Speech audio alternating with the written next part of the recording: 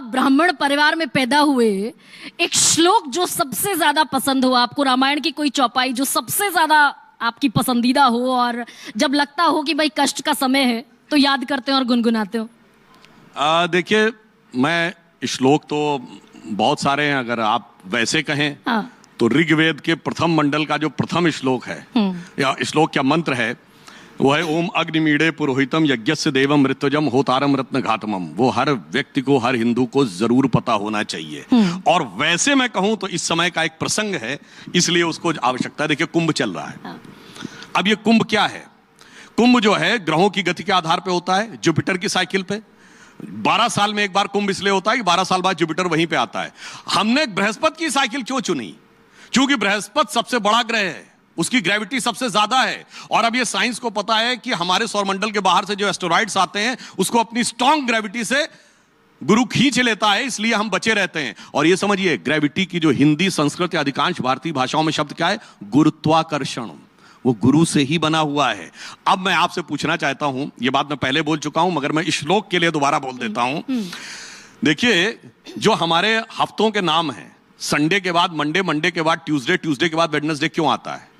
और ये पूरी दुनिया मानती है, अकेले हम नहीं मान रहे। आप ये बताइए, संडे सबसे पहले आना चाहिए, समझ में आता है, सूर्य सबसे बड़ा ग्रह है।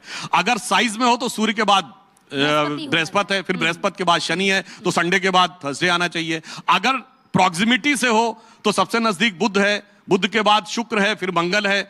मगर ये सूर्य के बाद चंद्रमा, फिर मंडे के बाद ट्यूसडे इसलिए आता है कि जो वैदिक ज्योतिष है उसमें एक होरा होता है, यानी दिन के 12 पार्ट्स हैं। अहोरात्रि, अहोरात्रि में से आप आओतरा हटा दे तो होरा आता है।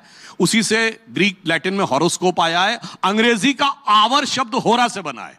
तो जब आप सूर्य की होरा निकालेंगे तो 25वें घंटे में जो होरा आएगी, यानी नेक्स्ट डे फर्स्ट आवर की, वो चंद्रमा की आएगी। उसके बाद निकालेंगे तो नेक्स्ट डे फर्स्ट आवर की मंगल की आएगी। उसके आगे बुध की आएगी। अब कोई कहे भैया इतनी तो हमने वैदिक एस्ट्रोलॉजी समझी नहीं।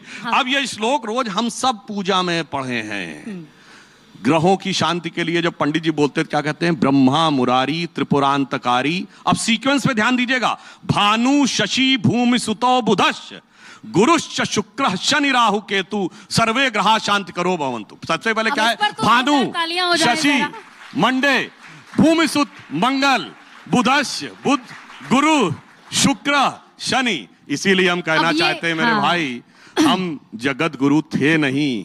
अभी भी दुनिया हमारा ही सीक्वेंस पालन कर रही है। मगर आज गुलामी की मानसिकता ऐसे दिमाग में भरी हुई है कि अभी भी सोशल मीडिया पे 10 लोग कूद पड़ेंगे। नहीं नहीं नहीं, हमारे अच्छा नहीं था, कुछ भी अच्छा नहीं था, कैसे कह दिया? हम तो बड़े खराब थे, बड़े अनसाइंटिफिक थे, बड़े बैकवर्ड थे। इसीलिए हम ये कहना चाहते हैं कि धारा प्रवाह बोलने वाले one of the handful spokesperson. उसका कारण यह है कि उनके दिमाग में एम फैक्टर घुसा हुआ है। एम फैक्टर क्या है? एम फैक्टर सर, सुनिए, वो मैकाले, अब सुनिए, Macaulay mindset of 19th century, Marxist mindset of 20th century.